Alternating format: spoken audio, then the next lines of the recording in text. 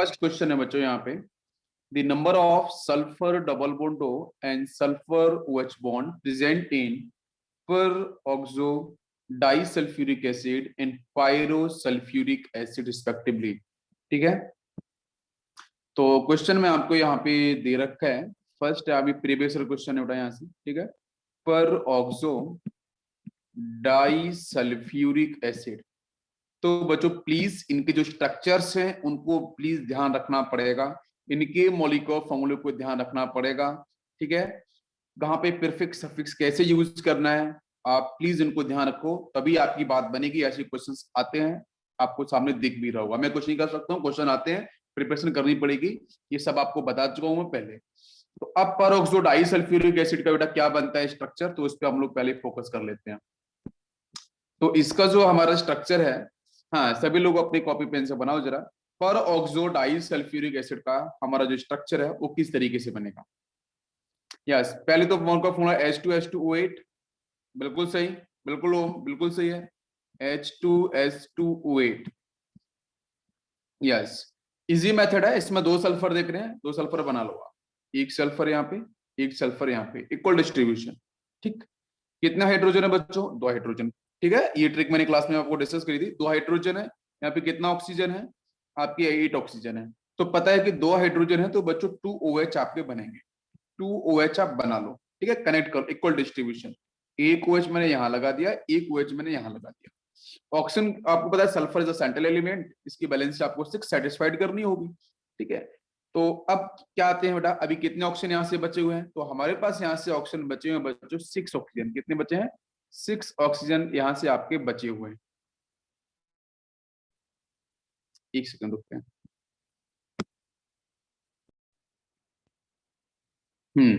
तो बच्चों यहाँ से क्या बनेगा दिखते हैं यहाँ पे, तो इक्वल डिस्ट्रीब्यूशन आपका एक OH का यहाँ पे हो चुका है, एक OH का यहाँ पे हो चुका है। अब बात करते हैं यहाँ पे कितने बचे हैं आपके पास ऑक्सीजन, 6 ऑक्सीजन बचे हैं।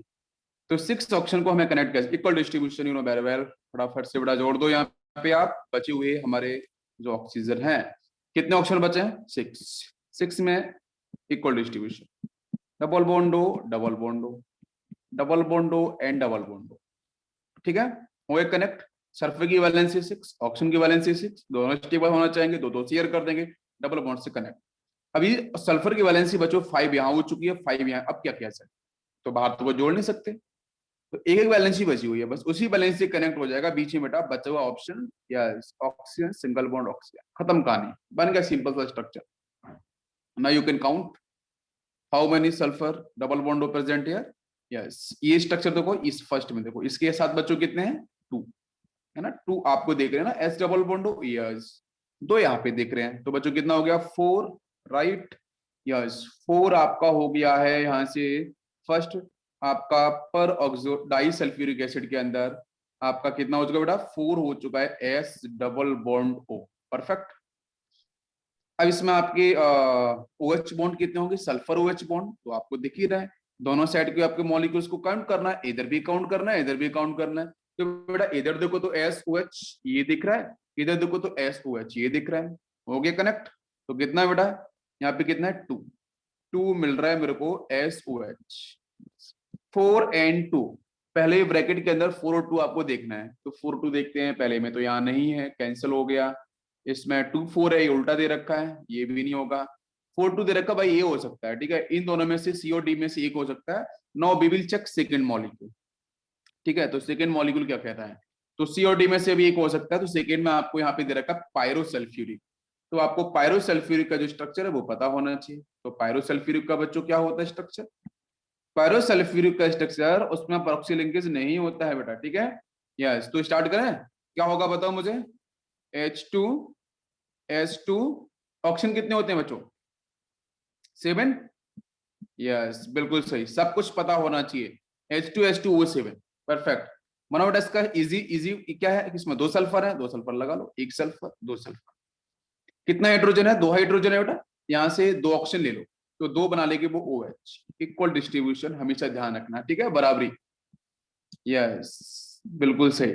अब यहाँ भी एक OH लगा लो, इसके साथ बच्चों क्या बचा हुआ है भाई, 5 ऑक्सीजन बचे हैं, तो 5 ऑक्सीजन को अपन कैसे जोड़ें, तो देखो इजी है बच्चों, 5 ऑक्सीजन में बैलेंसी आपको पता है, यहाँ पे इस तरीके से लिख लो 6 बैलेंसी होती है, तो जिसमें 5 ऑक्सीजन इक्वल डिस्ट्रीब्यूशन,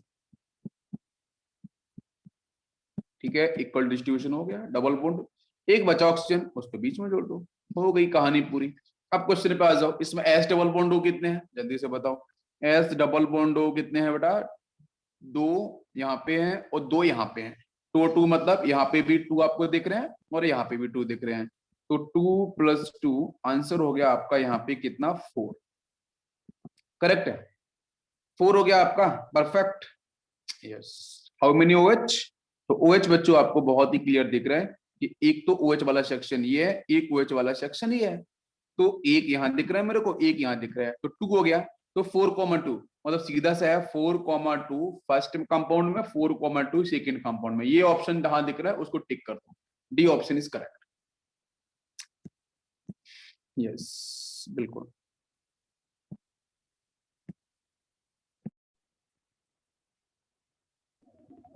चलो बच्चों, हम लोग बात करने वाले हैं बिल्कुल, नेक्स्ट कॉन्सेप्ट हमारा होगा यहाँ पे sulphurous acid. Sulphurous sulphurous acid, तो बेटा सल्फ्यूरस एसिड और सल्फ्यूरिक एसिड दो बचे हुए हैं, यही दो हमारे लिए सबसे इंपॉर्टेंट, राइट। ओके, तो अब इसकी कहानी को समझ लेते हैं। बिल्कुल मॉलिक्यूलर फॉर्मूला बिल्कुल सभी बच्चों को पता होगा बेटा, यहाँ पे अस एसिड लगा हुआ है, ठीक है। अस का मतलब बेटा लोअर ऑक्सीडेशन नंबर। मैंने कैटेगराइज कराया था बच्चों 3 सेक्शन में, हम उसे थोड़ा सा मेमोराइज करते हैं, आपके साथ रिवाइज करते हैं।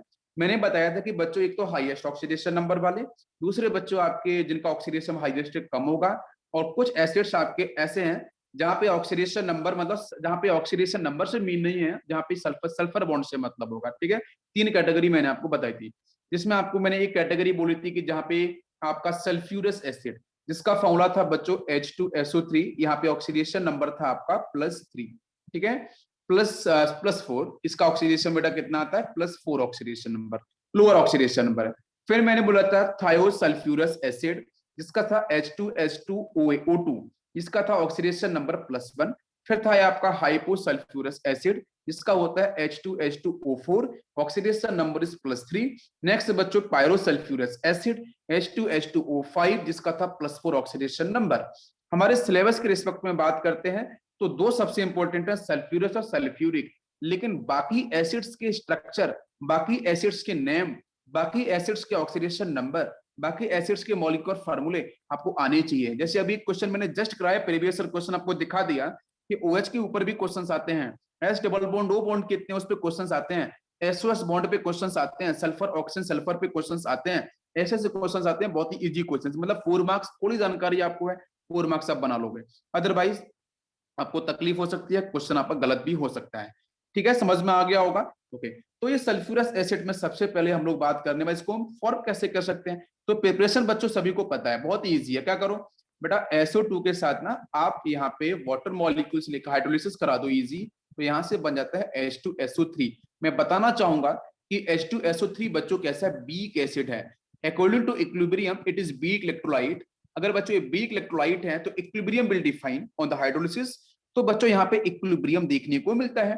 तो इक्विलिब्रियम को मैं डिफाइन करना चाहूंगा, अगर आप कभी भी लेबोरेटरी में जाते हो अपनी और केमिस्ट्री लैब में जाओगे तो वहां पे आपको ना, जहाँ पे सल्फ्यूरस एसिड रखा होगा ना H2SO3, वहां पे स्मेल आएगी बच्चों SO2 की, वहां पे SO2 की एक पर्टिकुलर स्मेल आती है, सल्फर डाइऑक्साइड की स्मेल कंटिन्यूस आती रहती है, ठीक है। क्यों आती है, बिकॉज वो जो H2SO3 है, सल्फ्यूरस एसिड है, वो कंटिन्यूसली बच्चों आपके SO2 में कन्वर्ट होता रहता है। आपको समझना पड़ेगा ये कंटिन्यूसली क्या होता है आपका, यहाँ से ये 1 सेकेंड, यहाँ से जो H2SO3 है ये आपका स्लोली स्लोली आपका SO2 प्लस वाटर मॉलिक्यूल्स में कन्वर्ट होगा, फिर SO2 वाला सेक्शन आपके इसमें कन्वर्ट होगा, ये इसमें कन्वर्ट होगा, तो ये प्रोसेस कंटिन्यूअसली चलता रहता है, because equilibrium state is the most stable state of any chemical reaction, right. Okay, तो उस केस में क्या होगा कि जब इसके मोल्स बढ़ेंगे तो रिएक्शन क्या करेगी बच्चों, आपकी बैकवर्ड शिफ्ट हो जाएगी, जब इसके मोल्स बढ़ेंगे तो इस रिएक्शन आपकी इधर फॉरवर्ड हो जाएगी। तो ये कंटिन्यूअसली चलता रहता है, बीक इलेक्ट्रोलाइट है, बीक एसिड है, तो इक्विलिब्रियम मिलने के साथ, इसलिए यहाँ पे SO2 सल्फर डाइऑक्साइड की जो स्मेल है वो आपको मिलती रहती है हमेशा। समझ में आ गया सभी को, जिसको अपन बोलते हैं free gas, free gas, free gas आपको कंटिन्यूअसली मिलती रहेगी, ये स्मेल आपको मिलती है, करेक्ट। अब बच्चों हम लोग बात करने वाले हैं इसकी प्रॉपर्टीज। नेक्स्ट पॉइंट है आपका प्रॉपर्टीज। तो प्रॉपर्टीज में अगर बात करते हैं तो मुझे बताओ बेटा, ये आपका डाइबेसिक एसिड है क्या? डाइबेसिक एसिड है? बताओ यस और नो, ये मोनोबेसिक एसिड है? Dibasic acid. Dibasic acids classroom में ऑफलाइन सेशन के अंदर भी इनके स्ट्रक्चर्स हमने डिस्कस करे थे क्लास के अंदर। डाइबेसिक एसिड होगा, जब इसे आयोनाइज करेंगे तो ये बच्चों H2SO3 है ना, ये वीक इलेक्ट्रोलाइट है। This is actually weak electrolyte. तो स्टेप बाय स्टेप बच्चों कहानी बनेगी। सबसे पहले इक्विलिब्रियम स्टेबल होगा, स्टेबलाइज होगा तो Ka1 डिफाइन होगा। Ka1 का मतलब है it is equilibrium constant for acid, और एसिड बच्चों क्या है? H2SO3। इसके लिए Ka1 टर्म डिफाइन होगा, और यहां से बच्चों मिलेगा H+ आयन और मिल जाएगा। भाई वीक है ना तो स्लोली डिकम्पोज होगा। अगर स्ट्रॉन्ग, अगर बेटा स्ट्रॉन्ग एसिड्स होते, स्ट्रॉन्ग बेस, स्ट्रॉन्ग सॉल्ट, तो वो तेजी से आयोनाइज होते हैं। मतलब उनका रेट ना बेटा 10 की पावर -12 माइनस मतलब -11 -13 इतने सेकंड में फिनिश होती है रिएक्शन, आप समझ सकते हो। ठीक है, आजकल न्यूक्लियोफिलिक सब्स्टिट्यूशन चल रहा है, वहां पे रेट भी -6 की पावर में जाता है, वो इतना टाइम लगता है। ये बहुत ही मतलब बहुत फास्ट होता है। लेकिन यहाँ पे ऐसा नहीं कि बहुत धीरे धीरे ब्रेक होगा, H2SO3 में से H% देखो जा रहा है यूं बाहर, ऐसा नहीं। यहाँ भी रेट आपका काफी 10⁻² के समथिंग में आपको देखने को मिलता है। यहाँ भी थोड़ा सा तेजी से बाहर निकलता है। तो 1H+ है, और दूसरा बच्चों मिलेगा आपको HSO3-1 आयन। स्टिल अभी भी इस एनाइन के पास ये जो एनाइन बना है, आप देखो बेटा यहाँ पे कॉन्जुगेट एसिड बेस पेयर की कहानी यहाँ से आप समझ सकते हो कि सपोज H2SO3 इज एसिड। इस एसिड से बच्चों जैसे H+ आयन आपका बाहर निकला, क्योंकि बिकॉज डिफरेंस H+ आयन का ही होता है। ठीक है, कॉन्जुगेट एसिड बेस पेयर में डिफरेंस ओनली H+ आयन का होता है। तो ये एसिड है तो बच्चों से बनने वाला ये क्या होगा? ये कॉन्जुगेट बेस होगा। तो you know very well H2SO3 is a weak acid, if it is a weak electrolyte, तो इससे बनने वाला कॉन्जुगेट बेस कैसा होगा बच्चों? स्ट्रॉन्ग बेस होगा। कैसा होगा? स्ट्रॉन्ग बेस होगा डेफिनेटली, बिकॉज नेगेटिव चार्ज यहाँ पे स्टेबल होगा, because of equivalent RS। Option पे नेगेटिव है, रेजोनेंस कराओगे तो ऑप्शन पे नेगेटिव मिल जाएगा। सेकंड स्टेप की बात कर रहे हैं बेटा हम लोग, तो फिर से आपका आ जाएगा Ke2। ये Ke2 डिफाइन बच्चों किसके लिए होगा? इस HSO3-1 के लिए, इस HSO3-1 के लिए अभी यहाँ पे, लेकिन इसके लिए Ka1 होगा, इसके लिए Ka1 होगा। ये बात समझो। अब इसको मैंने आयोनाइज कराया तो क्या मिल जाएगा? फर्दर यहां से रिलीज हो जाएगा आपका एक H+ आयन, और मिलेगा SO3-2। क्या मेरी बात सभी को सभी तक समझ में आ रही है? परफेक्ट, बिल्कुल सभी को क्लियर है बेटा? यस। तो यहाँ पे ये आपका डाइबेसिक एसिड है, 2H+ आयन आपको दिख रहे हैं, इक्विलिब्रियम मेंटेन हो रहा है because it is weak electrolyte. एक बार में ही आयोनाइज मत कर देना, आंसर वहां पे गलत हो सकता है, क्योंकि क्वेश्चंस पूछे जाने के तरीके भी अलग अलग होते हैं। तो बच्चों आपको समझ में आ गया यहाँ पे जो एनाइंस बना है, एक एनाइन आपका क्या बना है? HSO3-1, दूसरा बना आपका SO3-2। तो दो टाइप के सॉल्ट बन जाएंगे। क्या आपको मेरी बात समझ में आ रही है? एक तो सॉल्ट बच्चों बनेगा यहां से, एक सॉल्ट यहां से बनेगा, और एक सॉल्ट यहां से बनेगा। आपको मेरी बात समझ में आ रही है? बिल्कुल। अगर मैं यहाँ पे बेस यूज करूंगा ना, तो 2 टाइप के सॉल्ट, बिल्कुल सही, 2 टाइप्स के सॉल्ट्स आपको देखने को मिलेंगे। नाउ कम्स क्वेश्चन कि आप मुझे बताना, अब मैं आंसर पूछता हूं आपसे, जरा बताना। अगर बच्चों मैंने यहाँ पे NaOH यूज किया है, और उसके सामने मैंने आपको आयंस दिया है इस एसिड का HSO3-1, तो जो सॉल्ट बनेगा उसका नाम क्या होगा? Sodium bisulphide. क्या मेरी बात समझ? लास्ट में बेटा क्या आएगा? आईडी आएगा कि आईटी आएगा? क्या आना चाहिए? आईडी और आईटी। सल्फर पे होता है चार्ज माइनस में, तो वो आईटी, वो आईडी आता है, आईडी, लेकिन यहाँ पे आईटी आएगा, राइट? तो ऐसे क्या बनेगा? हाँ बिल्कुल बिल्कुल, बाइसल्फाइड, आईटी आएगा, बिल्कुल सही है। तो यहाँ पे इसका आंसर बन जाएगा आपका NaHSO3, बिल्कुल सही आंसर, सोडियम बाइसल्फाइड। यहां से बच्चों अगर मैं NaOH यूज करूंगा तो पता है NaOH में 1 सोडियम प्लस है, एक OH माइनस है, सामने से बच्चों क्या है? -2 चार्ज दिख रहा है एनाइन पे, तो सोडियम भी कितने चाहिए ना? 2 चाहिए, तभी तो +2 चार्ज मिलेगा। उधर +2 इधर -2, चार्ज बैलेंस हो जाएगा, न्यूट्रल मॉलिक्यूल, न्यूट्रल सॉल्ट बनेगा। तो हमारा यहाँ पे जो आंसर बनेगा वो क्या होगा? वो होगा Na2SO3। इसका नाम क्या होगा? इसका नाम क्या होगा? Na2SO3 का क्या होगा नाम? Sodium sulphide, sodium sulphide. तो 2 टाइप के सॉल्ट आपको यहाँ पे देखने को मिलेंगे। सभी को समझ में आ रहा है? यहाँ तक क्लियर हो गया है? ओके। अब H2SO3 में क्वेश्चन पूछता हूं, जरा बताना। यस यस बेटा, यस यस यस बिल्कुल। एक आंसर मुझे बताना निरांता, कि अगर SO2 के बारे में पढ़ने पड़ा था अच्छे से, तो SO2 जो है ना, वो ब्लीचिंग एक्शन की तरह परफॉर्म कर रहा था। क्या H2SO3 भी ब्लीचिंग एक्शन परफॉर्म करेगा? क्या ये भी रिड्यूसिंग एजेंट की तरह एक्ट करेगा? बताओ मुझे। H2SO3 की प्रॉपर्टीज की मैं थोड़ी बात कर रहा हूं, एक क्वेश्चन मैंने पूछा प्रीवियस ईयर से कि H2SO3 भी क्या ब्लीचिंग एक्शन और रिड्यूसिंग एजेंट की तरह एक्ट करता है, यस और नो? बताओ मुझे। करेगा शायद। बिल्कुल करेगा, एग्जैक्टली बिल्कुल, बिकॉज अभी मैंने बताया इक्विलिब्रियम मिलेगा आपको। तो जब इक्विलिब्रियम मिलेगा तो मैंने बोला कि केमिस्ट्री लैब में जाओगे ना बेटा तो आपको SO2 गैस की स्मेल मिलेगी, राइट? तो SO2 मिल रहा है ना, तो SO2 मिलने की वजह से ब्लीचिंग एक्शन की तरह भी परफॉर्म करेगा, ब्लीचिंग एक्शन भी करेगा और रिड्यूसिंग एजेंट की तरह भी बिल्कुल बिहेव करेगा। सभी को बिल्कुल समझ में आना चाहिए, बिकॉज SO2 आपको यहाँ पे दिख रही है, H2SO3 की ऑक्सीडेशन नंबर वही होगी जो उस SO2 की थी, बिकॉज वाटर मॉलिक्यूल के एडिशन करने के बाद ऑक्सीडेशन नंबर में चेंज नहीं आता है। नाउ सेकंड क्वेश्चन, क्या H2SO3 बेटा ऑक्सीडाइजिंग एजेंट की तरह एक्ट करेगा? बिकॉज आपको पता है कि सर यहाँ पे जो ऑक्सीडेशन नंबर है वो कितना है सर, +4 है। नाउ क्वेश्चन इज दिस, क्या ये ऑक्सीडाइजिंग एजेंट की तरह भी एक्ट करेगा? मैंने पढ़ा चुका हूं SO2 के बारे में, करेगा ना? अरे भाई +4 तो इंटरमीडिएट ऑक्सीडेशन नंबर है ना, बीच वाली इन बिटवीन, बोथ दोनों तरीके से। तो इसके रिएक्शंस मैं करा चुका हूं, पूरे ऑक्सीडाइजिंग एजेंट के पूरे रिड्यूसिंग एजेंट के कहां कहां पे किस तरीके से वर्क करता है। यस, ये पूरा आपको मैं डिस्कस कल ही किया था, आपको बिल्कुल समझ में आ गया होगा। चलो देखो मैं एक नेक्स्ट कॉन्सेप्ट की तरफ, यस स्ट्रक्चर पे जरा आते हैं कि बेटा यहाँ पे जो स्ट्रक्चर है ना वो दो तरीके से आता है, ध्यान देना। एक नया कॉन्सेप्ट है, छोटा सा आपको पता होगा बहुत से बच्चों को। तो देखो बच्चों, इसके स्ट्रक्चर की बात करते हैं तो जो सल्फ्यूरस एसिड है ना, सल्फ्यूरस एसिड, तो कोई बताएगा मुझे? संदेश सर आप बताओ मुझे, सल्फ्यूरस एसिड का जो स्ट्रक्चर है वो दो तरीके से बनता है, दो तरीके से। एक तो बच्चों होता है सिमेट्रिकल और दूसरा होता है बच्चों अनसिमेट्रिकल।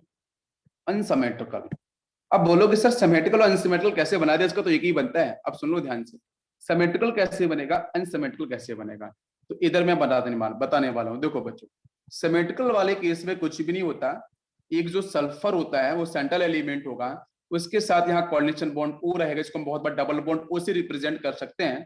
बाकी बच्चों यहाँ पे एक OH सेक्शन, यहाँ पे एक OH सेक्शन, यहाँ पे और एक रहेगा आपका यहाँ पे लॉन पेयर। बात देखो ध्यान से, this is symmetrical structure.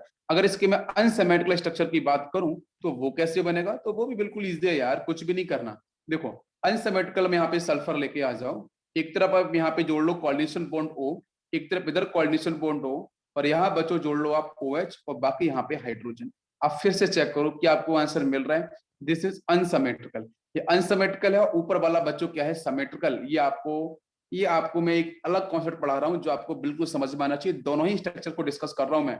You can believe कि बेटा इसके दो बनते हैं स्ट्रक्चर, और डेफिनेटली H2SO3 जो हम बात कर रहे हैं बेटा, ये जो सल्फ्यूरस एसिड है दो फॉर्म में प्रेजेंट होता है नेचर के अंदर, दो फॉर्म के अंदर, एक तो आपके सिमेट्रिकल फॉर्म में, एक आपके अनसिमेट्रिकल फॉर्म के अंदर। वो सिमेट्रिकल क्यों है बच्चों? सिमेट्रिकल वो इसलिए है बिकॉज वहां पे एक सिमेट्री प्रेजेंट है। वो सिमेट्री आपको दिखा देता हूं, देखो अगर आप यहां से लाइन पर आप पास कराओगे ना तो ऑप्शन आधा कट जाएगा। बेटा सल्फर ऐसा नहीं है, सल्फर ऐसा नहीं है, सल्फर गोला है, आपका स्फीरिकल शेप का है, सारे के सारे एटम राउंड शेप के होते हैं। ऐसा नहीं कि कार्बन में आपको कार्बन सी आ सकते तो कार्बन ऐसा एटम होता है, नहीं, कार्बन ये होता है, ठीक है। सारे के सारे एटम रिंग टाइप के होते हैं। नाइट्रोजन एन एन नहीं, वो तो रिप्रेजेंटेशन है, वो तो राउंड शेप का होगा।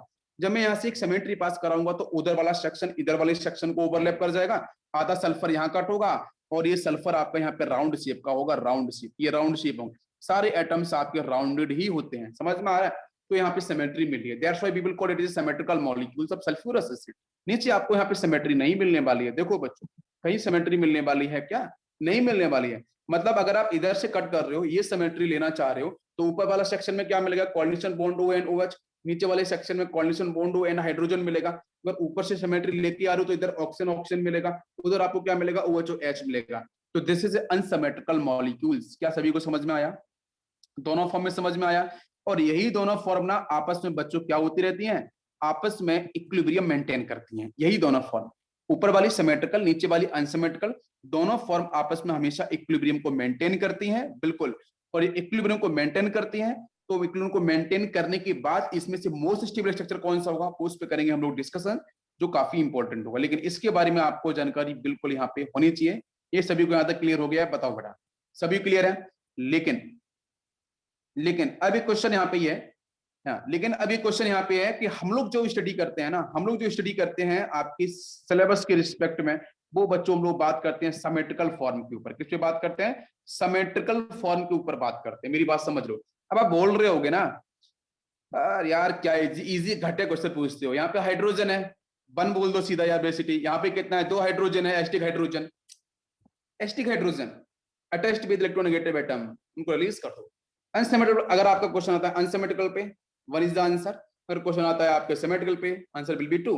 But is the correct answer, correct answer होगा आपका कौन सा वाला, सिमेट्रिकल वाला। क्यों? क्योंकि यहाँ पे माइनस बने, यहाँ माइनस बने, यहाँ रेजोनेंस डोमिनेट करेगा, रेजोनेंस डोमिनेट करेगा, स्टेबिलिटी बहुत तगड़ी होने वाली है, स्टेबिलिटी तगड़ी होने वाली है। तो डेफिनेटली सिमेट्रिकल ही हम लोग पढ़ते हैं, अनसिमेट्रिकल नहीं पढ़ते हैं। ये बात समझ में आ गई संदेश?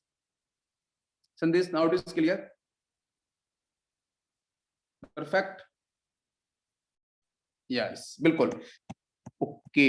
अब क्वेश्चन बेटा आता है आपके सिमेट्रिकल के ऊपर, लेकिन आपको वो फेज मैंने दिखा दिया है, इससे आपको ध्यान रखना पड़ेगा। अब हम बात करते हैं बच्चों यहाँ पे रिएक्शंस की तरफ। तो रिएक्शंस में अगर मैं बात करेंगे तो बेटा सल्फ्यूरस एसिड का फॉर्मेशन हम लोग, एक मैं रिएक्शन देने वाला हूँ, प्रीवियस क्वेश्चन है, जरा उसका आंसर करना। मैंने आपको दिया thionyl chloride, THIONYL, thionyl chloride एक ऑप्शन लिया है मैंने, वो करेक्ट ऑप्शन था। थायोनाइल क्लोराइड के साथ अगर बच्चों में यूज करता हूं water molecules is in axis, water molecules is in axis, what is the product? जल्दी से बताओ, ये प्रीवियस ईयर क्वेश्चन है, जल्दी से बताओ मुझे आंसर। थायोनाइल क्लोराइड का अगर बेटा मैं हाइड्रोलिसिस कराता हूं तो हमारा आंसर क्या बनना चाहिए, बताओ। देखो यार इजी है यार, देखो थायोनाइल क्लोराइड जैसे ही मैंने बोला है तो आपको यहाँ से समझ में आना चाहिए कि थायोनाइल क्लोराइड बेटा SOCl2, मतलब आपको पता स्ट्रक्चर एस, यहाँ पे डबल बॉन्ड या कोऑर्डिनेशन बॉन्ड वाला लो, ठीक है। और इधर आपका एक क्लोरीन, यहाँ पे एक क्लोरीन, बाकी आप लगा लो यहाँ पे लोन, 6 इलेक्ट्रॉन्स होते हैं, ठीक है।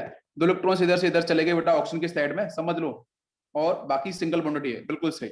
और इसके सामने बेटा मैं लेके आऊंगा, मैंने बोला एक्सिस में, अगर एक्सिस में वाटर मॉलिक्यूल्स है तो सामने 2 क्लोरीन है, अगर 2 क्लोरीन है तो बेटा आप 2 वाटर मॉलिक्यूल्स को यहाँ पे ला सकते हो, H और OH, जिससे क्या होगा, ये दोनों के दोनों HCl इजी बेटा यहाँ से हो जाएंगे रिलीज, 2 HCl, इजी ट्रिक बिल्कुल बता रहा हूँ। बाकी 2 OH को उसके साथ जोड़ दो तो यहाँ से सल्फर कोऑर्डिनेशन बॉन्ड दो, और एक OH यहाँ मिलेगा, एक OH यहाँ मिलेगा। ये क्या है, अभी थोड़ी देर पहले पढ़ा था, sulphuric acid, symmetrical sulphuric acid पढ़ा था हम लोगों ने। तो बताओ बेटा, symmetrical sulphuric acid plus 2 moles of HCl, अगर इसमें हीट अप कर दिया जाए तो ये वापस में अपने इक्विलिब्रियम शिफ्ट करके बना सकता है आपका SO2 और प्लस आपका वही वाटर मॉलिक्यूल्स, बिकॉज बच्चों ये वही है H2SO3, ठीक है। तो आपको इस तरीके से आंसर मिल सकता है। या सभी को मेरी बात समझ में आई है यहाँ तक? एक नेक्स्ट क्वेश्चन में फिर से पूछने वाला हूँ, यहाँ तक सभी को बात समझ में आ गई?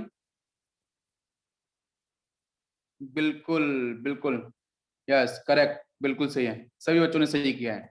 नेक्स्ट क्वेश्चन, नेक्स्ट क्वेश्चन बेटा मैं पूछूंगा कि अगर मैंने आपको दिया है सिमेट्रिकल सल्फ्यूरस, क्वेश्चन यहीं से आएगा, बाकी मैंने वो केस बता दिया आपको इक्विलिब्रियम वाला अनसिमेट्रिकल डिफाइन करने के लिए। यस, H2SO3 प्लस बच्चों अगर मैं यहाँ पे कहीं भी मैं अगर स्ट्रॉन्ग ऑक्सीडाइजिंग एजेंट अगर यूज कर दूं तो वहां से मिलेगा नेसेंट ऑक्सीजन। तो मुझे बताओ उसका आंसर क्या बनेगा, व्हाट इज द आंसर? क्या आंसर बनना चाहिए यहाँ पे? अगर नेसेंट ऑक्सीजन इससे कंबाइन करेगा तो ऑब्वियसली है कि बेटा इसका ऑक्सीडेशन होगा, बिकॉज इसका ऑक्सीडेशन नंबर बच्चों यहाँ पे कितना है, +4, इट विल ऑक्सीडाइज, ऑक्सीडाइज होकर बेटा किस में जाएगा, बताओ जल्दी से, सल्फ्यूरिक में जाएगा ना, राइट, +6 में। बिल्कुल सही। बट इसका स्ट्रक्चर हम कैसे डिफाइन करें? तो देखो स्ट्रक्चर बहुत ही ईजी है, एक जो ऑक्सीजन होगा ना वो कंबाइन कैसे होगा वही समझने वाली बात है। एक जो ऑक्सीजन आएगा ना वो ये सीधा बनना कोऑर्डिनेशन बॉन्ड, आपको पता है यहाँ पे लोन पे तैयार करा था, वो इसके साथ कनेक्ट होगा जाके सीधा, तो यहाँ से बनाएगा ये sulphur coordination bond O, coordination bond O and OH and OH। इसको अपन बेटा डबल बॉन्ड O से भी रिप्रेजेंट कर देते हैं ना, बहुत बार sulphuric acid S double bond O, double bond O and OH and OH, ऐसे भी तो कर देते हैं ना बहुत बार, पता है ना। तो मैंने कोऑर्डिनेशन बॉन्ड बनाया डबल बॉन्ड की जगह, बिकॉज स्टेबिलिटी को डिफाइन करने के लिए। सभी को समझ में आ गया, क्लियर? अब एक क्वेश्चन पूछूं मैं, चलो अब एक क्वेश्चन पूछूंगा मैं, चलो अनसिमेट्रिकल के ऊपर थोड़ा सा एक क्वेश्चन लेता हूं मैं, इंटरेस्टिंग क्वेश्चन है कि अनसिमेट्रिकल जो सल्फ्यूरस एसिड था H2SO3, क्या बेटा वो रिड्यूसिंग और ऑक्सीडाइजिंग, मैं बात कर रहा हूं अनसिमेट्रिकल की तरफ, रिड्यूसिंग और ऑक्सीडाइजिंग, वो किसकी तरह प्रॉपर्ली वर्क करेगा, बताओ मुझे। मैं कोई क्वेश्चन मैं पूछ रहा हूं, चलो यहाँ पे थोड़ा चेंज कर देता हूँ, क्या वो कभी रिड्यूसिंग एजेंट की तरह वर्क करेगा? तो करेगा, तो कैसे करेगा, उसका स्ट्रक्चर आपको पता है, स्ट्रक्चर में आपको यहाँ पे फिर से एक बार डिस्कस कर देता हूँ। तो बेटा आपको वही था, सल्फर यहाँ पे आपका कोऑर्डिनेशन बॉन्ड हो, यहाँ पे आपका था OH और यहाँ पे था आपका हाइड्रोजन। ये था अनसिमेट्रिकल का स्ट्रक्चर। तो मेरा क्वेश्चन समझ में आपको आना चाहिए फिर से कि मैंने क्वेश्चन ये पूछा है कि क्या बेटा ये रिड्यूसिंग एजेंट की तरह भी वर्क करेगा? अनसिमेट्रिकल जो स्ट्रक्चर है, अनसिमेट्रिकल जो फॉर्मूला है, क्या वो रिड्यूसिंग करेक्टर या रिड्यूसिंग एजेंट की तरह भी एक्ट करेगा? बिल्कुल करेगा। और कौन सा हाइड्रोजन रिलीज होगा? नहीं करेगा। करेगा बेटा, बिल्कुल ओम करेगा, रिड्यूसिंग एजेंट की तरह बिल्कुल करेगा। करेगा ये। कौन सा करेगा? ये भी बात समझने वाली है। ये जो है ना SH बॉन्ड, ये वाला बॉन्ड, ये देखो ध्यान से, इंपॉर्टेंट क्वेश्चन आपसे बन सकता है ये SH बॉन्ड। ठीक है, एक टर्म आपसे डिस्कस कराने करने को हो सकता है।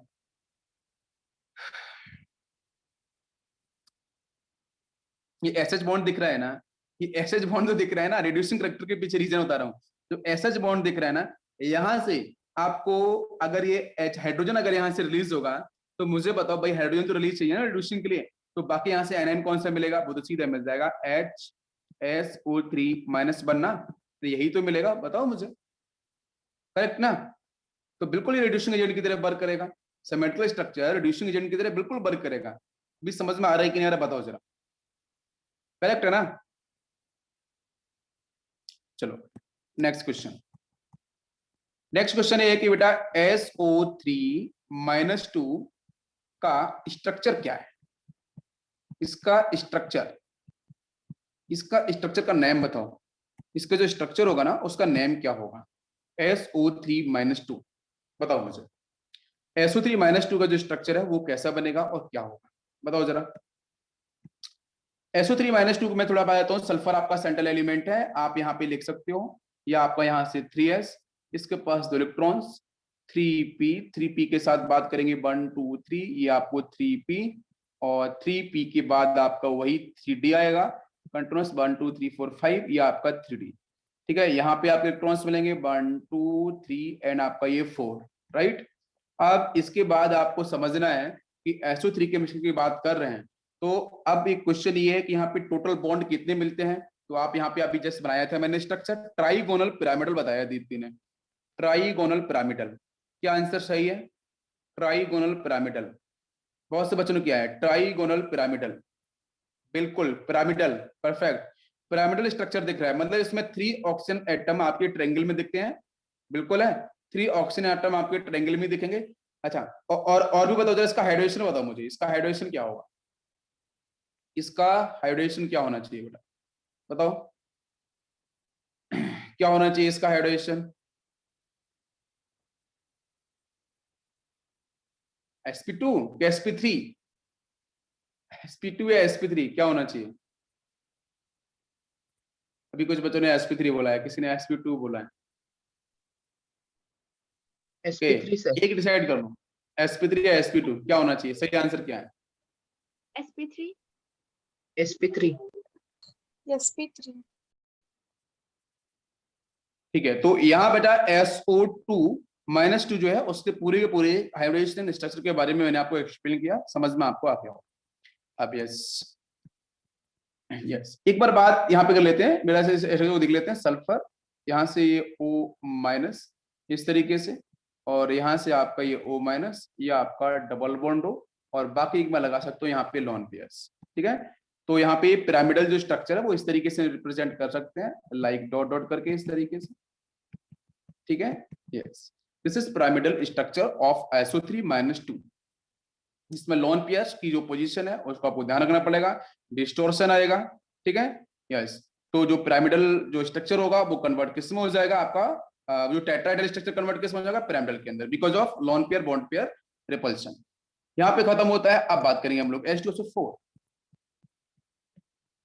H2SO4 का बेटा नाम होता है ऑयल ऑफ विट्रॉयल। ठीक है, OIL, ऑयल ऑफ VITRIOL। आपको मैं बहुत मजेदार कहानी बताता हूँ बेटा। 18th सेंचुरी के बाद की बात है, 19th सेंचुरी के अराउंड। ठीक है, यस, तो 19th सेंचुरी के अंदर ये जो अपना H2SO4 है ना, ये बहुत, जिसको अपन बोलते हैं किंग ऑफ केमिकल, यही आपका है किंग ऑफ केमिकल। तो डिफरेंट कंट्रीज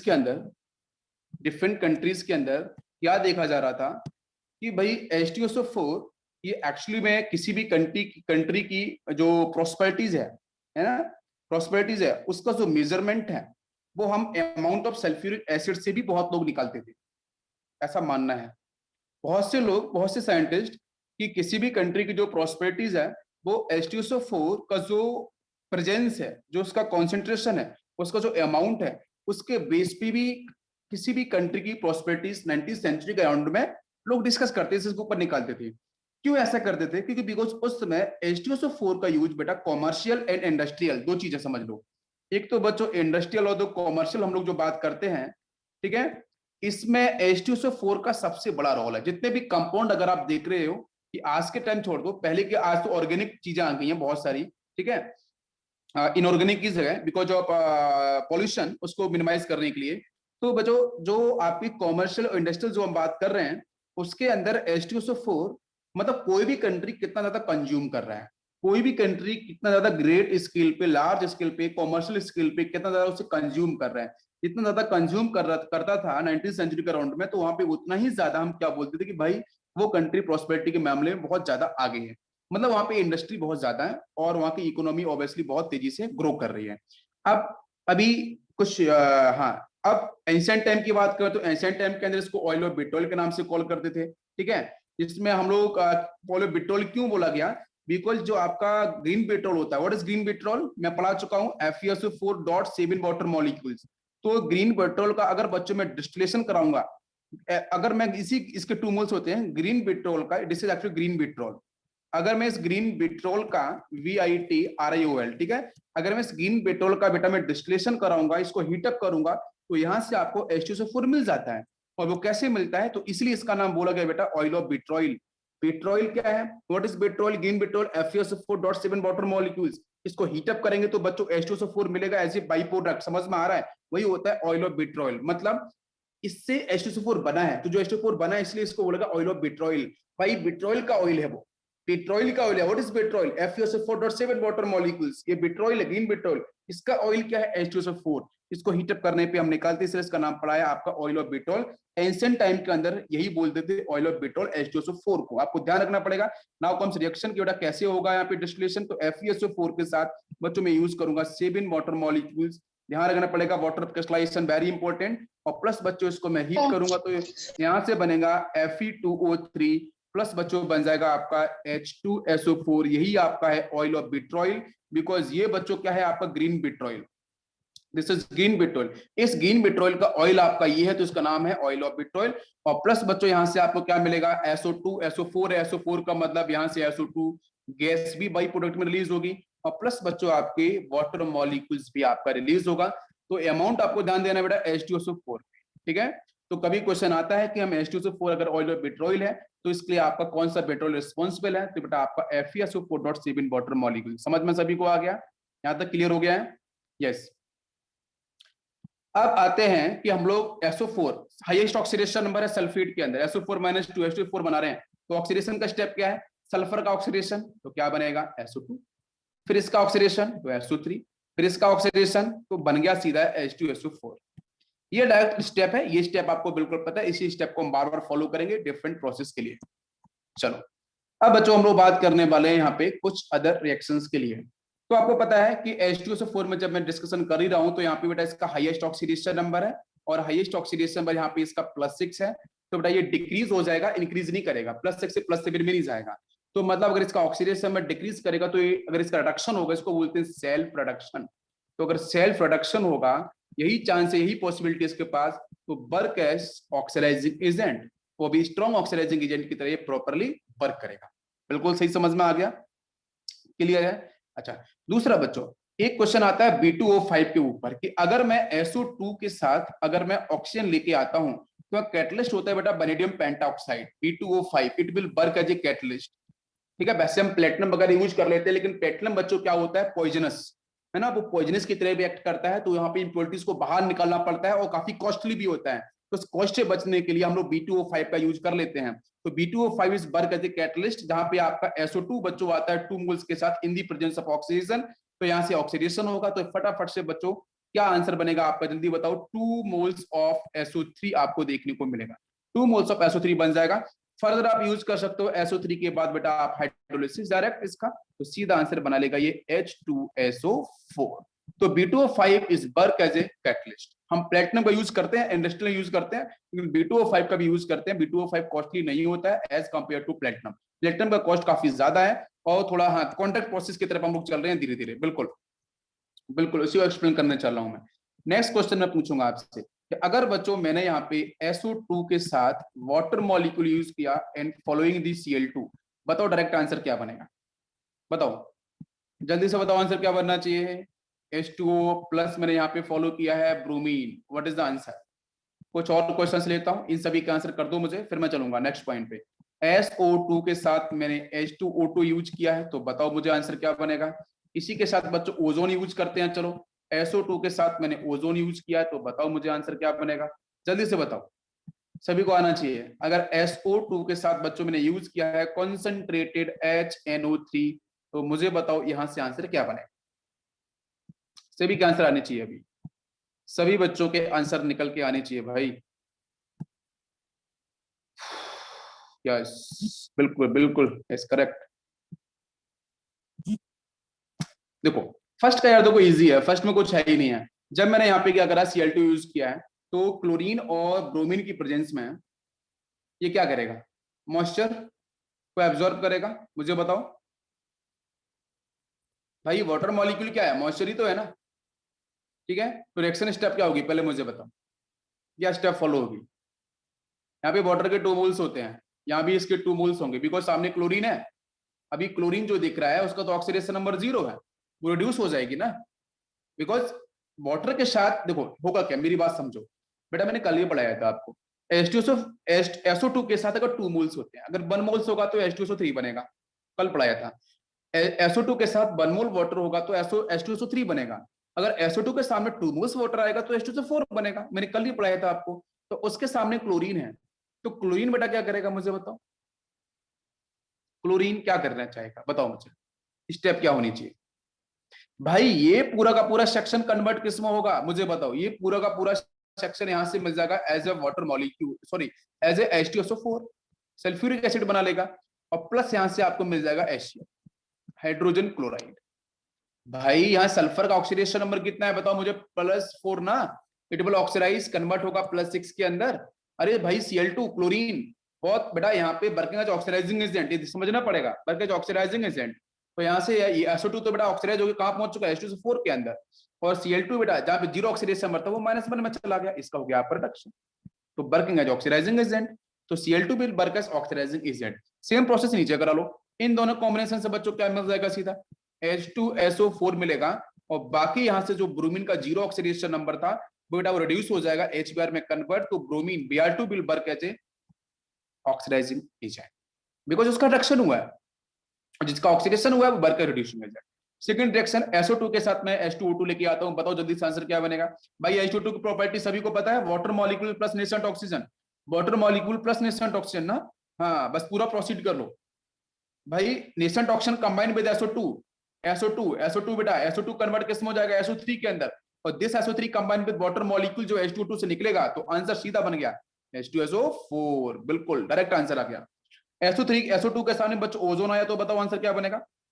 यहाँ भी यहाँ पे तो ना देना H2SO4, यहाँ गलती कर सकते हो, SO3 प्लस O2, नहीं नहीं नहीं नहीं नहीं, SO2 प्लस O2 नहीं, SO2 प्लस O2 नहीं बनता यहाँ पे, यही डिफरेंस है H2O2 और ओजोन के साथ। H2O2 तो बनाता है H2SO4 सीधा, लेकिन ओजोन नहीं बनाता है, ओजोन बनाता है SO3 पर ट्राइऑक्साइड, इसके 3 मोल्स आते हैं, यहाँ पे इसके 3 मोल्स फॉर्म हो जाते हैं, तो यहाँ से बनता है SO3, ऊपर से बनता है H2SO4, ये डिफरेंस है। और फिर उसके बाद आप करा लो प्रोसेस, जो SO3 बना ना, अब उसके बाद इसका हाइड्रोलिसिस करा लो, तो फिर आपको मिल जाएगा H2SO4। लेकिन SO2 के साथ अगर बच्चों ने यूज किया HNO3, अब बताओ आंसर क्या बनेगा? अरे भाई HNO3 भी तो ऑक्सीडाइजिंग एजेंट की तरह वर्क करेगा, करेगा ना, करेक्ट? तो SO2 कन्वर्ट किस में हो जाएगा? हाईएस्ट ऑक्सीडेशन नंबर H2SO4 में, और ये क्या छोड़ देगा HNO3? भाई NO2 गैस, बस हो गया आंसर। अरे सभी को समझ में आया कि नहीं आया बताओ जल्दी से? बिल्कुल। अब बेटा आते हैं हम लोग इसके मैन्युफैक्चरिंग के लिए, ठीक है? तो मैन्युफैक्चरिंग की बच्चों बात करते हैं तो 2 प्रोसेस इंपॉर्टेंट है। पहला बच्चों है आपका lead chamber process, lead chamber process, first process है लेड चेंबर प्रोसेस, और सेकंड आता है बच्चों contact process. Contact process, lead chamber process and contact process. Important कौन से है? तो इंपॉर्टेंट बच्चों है कॉन्टैक्ट प्रोसेस, ज्यादा इंपॉर्टेंट है ये कॉन्टैक्ट प्रोसेस। तो लेड चैम्बर एंड कॉन्टैक्ट, इसका प्रिंसिपल क्या है फटाफट से लेते हैं दोनों प्रोसेस को समझने के लिए। तो सबसे पहले बच्चों बात करते हैं लेड चैम्बर प्रोसेस के बारे में, एलसीपी। तो एलसीपी के अंदर बच्चों प्रिंसिपल क्या है? हम लोग डायरेक्ट बेटा क्या करते हैं, SO2 को यूज करते हैं, SO2 सल्फर डाइऑक्साइड, किसके साथ बच्चों? एयर के साथ। एयर मतलब ऑक्सीजन, ये आपका यहाँ से एयर टर्म में लिखूंगा। इसके साथ बच्चों हम स्टीम यूज करते हैं, वाटर मॉलिक्यूल्स हीटअप करते हैं, दिस इज स्टीम, ठीक है। ये आपका यहाँ से स्टीम है, हीटअप करेंगे, ठीक है। आपके हॉट वाटर को हम पास कराएंगे in the presence of NO।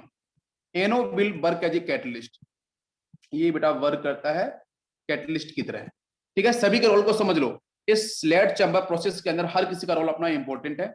Oxygen बेटा आपके कंबशन को सपोर्ट करेगा, वाटर बेटा स्टीम यहाँ पे आपका क्या करेगा, वाटर मॉलिक्यूल से एडिशन हो जाएगा, फिर NO बच्चों बर्गर कैटलिस्ट की तरह रिएक्शन फॉरवर्ड कर देगा। तो यहाँ से आपका सीधा आंसर बन जाता है H2SO4, वो भी 2 मोल सल्फ्यूरिक एसिड, और प्लस बच्चों यहाँ से बनता है NO, जो गया था वो बाहर फिर से निकल के आता है, इट इज कैटलिस्ट।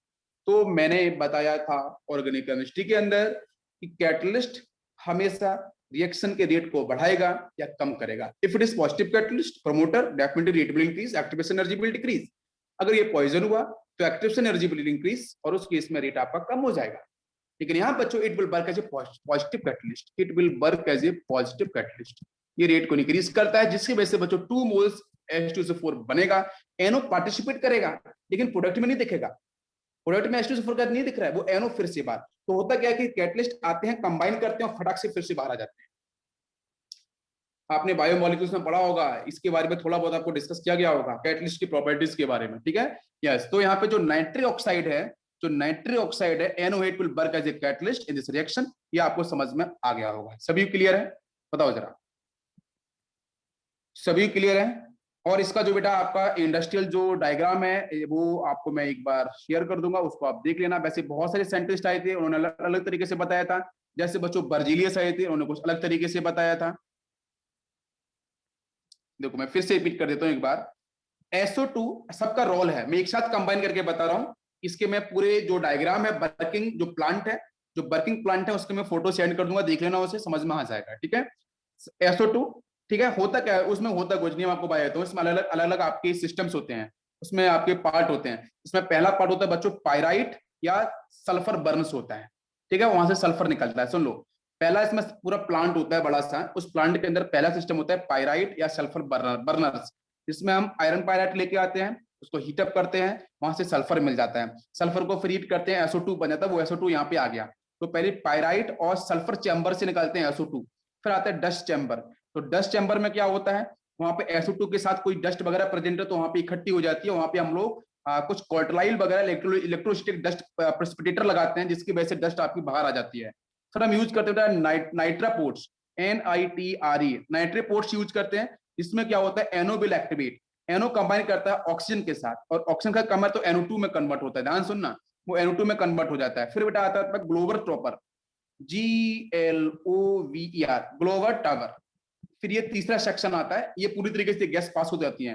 तो इसके अंदर बच्चों गैलोशाक वगैरह थ्योरी जाती हैं, गैलोशाक के स्टेटमेंट आते हैं, डाइल्यूट चैम्बर्स प्रोसेस फॉलो किए जाते हैं। उस पर इतना डेप्थ में नहीं जाना है, वो सिलेबस में नहीं है, उस पर इतना डेप्थ में नहीं जाना है, मैं आपको बता दे रहा हूँ, उस पर जाना नहीं है। और सबसे लास्ट में आता है आपका लेड चैम्बर, और लेड चैम्बर के अंदर रिएक्शन क्या होती है वो बताता हूँ। लेड चैम्बर के अंदर SO2 कंबाइन करता है NO2 के साथ, तो यहाँ से बच्चों ये बन जाता है SO3 बनता है प्लस NO बन जाता है, और यही SO3 का बेटा हाइड्रोलिसिस होगा इन दी प्रेजेंस ऑफ स्टीम, तो बनेगा H2SO4 और लास्ट में NO आपको फिर से मिल जाएगा।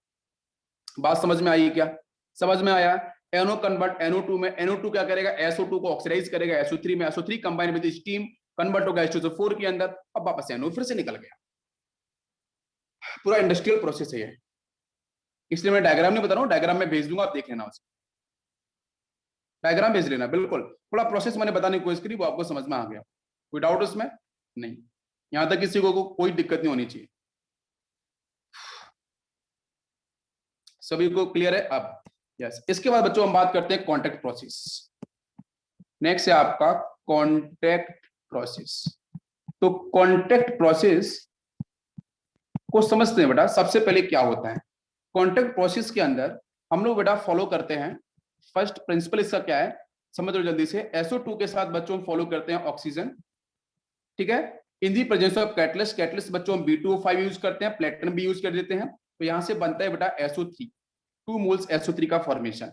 और फिर क्या होता है सेकंड स्टेप के अंदर, सेकंड स्टेप के अंदर बेटा हम यूज करते हैं H2SO4, but this H2SO4 having the concentration around 98%। समझो 98% जो आपका H2SO4 है, इसके साथ बच्चों हम कंबाइन करते हैं SO3 को, सल्फर ट्राइऑक्साइड, तो यहां से बनता है ओलियम, H2S2O7, इसी को हम बोलते हैं ओलियम, OLU। इसी के ऊपर एक क्वेश्चन दिया गया है मोल कॉन्सेप्ट का, ठीक है, ओलियम, और रिएक्शन कराना है, फिर आंसर निकालना है कौन कितना मोल्स बने, कौन कितना क्या होगा। तो H2H2O7 ओलियम का फॉर्मेशन हो चुका है, और फिर बच्चों का करते हैं ओलियम का हाइड्रोलिसिस कराते हैं, H2H2O7 इसका हम कराएंगे हाइड्रोलिसिस, तो सीधा बच्चों बनता है 2 मोल्स ऑफ H2SO4, मतलब आपने डाला था 1 मोल बन गया 2 मोल। तो बहुत अच्छा प्रोसेस होता है और आराम से बच्चों इसको हम रिलीज कर सकते हैं। लेड चैम्बर प्रोसेस थोड़ा डिफिकल्ट है, वहां पे इंप्योरिटीज का लफड़ा बहुत ज्यादा है, इंप्योरिटीज की दिक्कत बहुत ज्यादा है, इंप्योरिटीज को बाहर निकालने के लिए बहुत सारे प्रोसेस फॉलो करने पड़ते हैं। यहाँ पे खास कोई इंप्योरिटीज होती नहीं है, सीधा आपको आंसर मिल जाता है H2SO4। सभी को समझ में आ गया, क्लियर है। अब एक क्वेश्चन है कि अगर मुझे यहाँ पे SO2 से O2 को मैंने यूज किया, इक्विलिब्रियम में SO3 गया, प्लस हीट बच्चों रिलीज होती है, तो वहां से एक क्वेश्चन पूछा गया है कि मुझे ऑप्टिमम कंडीशन क्या चाहिए।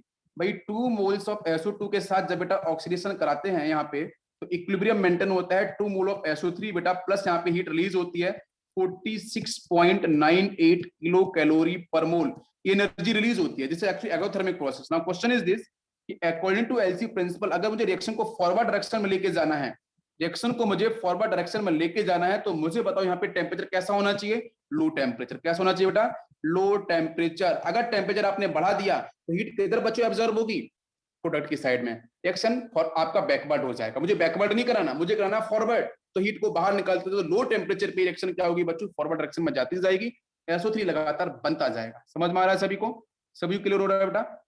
दूसरा, यहाँ पे आपका जो SO2 और जो ऑक्सीजन है, जहाँ पे ऑक्सीजन की प्रेजेंस और SO2 की प्रेजेंस जो है कॉन्सेंट्रेशन है वो अधिक से अधिक होना चाहिए, तो रिएक्शन बच्चों आपकी क्या होगी, फॉरवर्ड डायरेक्शन में मूव करती जाएगी। नाउ प्रेशर, प्रेशर कैसा होना चाहिए, हाई और लो। अगर ऑक्सीडेशन कराना है तो हाई प्रेशर चाहिए, अगर ऑक्सीडेशन कराना है तो हाई प्रेशर चाहिए, बिल्कुल हाई प्रेशर चाहिए, बिल्कुल सही, हाई प्रेशर चाहिए अगर आपको कराना है यहाँ पे ऑक्सीडेशन। बस ये कंडीशन है, इसको ध्यान रखना, हाई प्रेशर, लो टेम्परेचर और एयर की प्रेजेंस आपकी अधिक से अधिक होनी चाहिए, आंसर आपका बनता जाएगा। ठीक है, ये हो गया बच्चों आपका कॉन्टैक्ट प्रोसेस। ठीक है, और इसके बाद H2SO4 की मैक्सिमम आपको एक्सप्लेनेशन आपको पता ही है, उसके बारे में पहले भी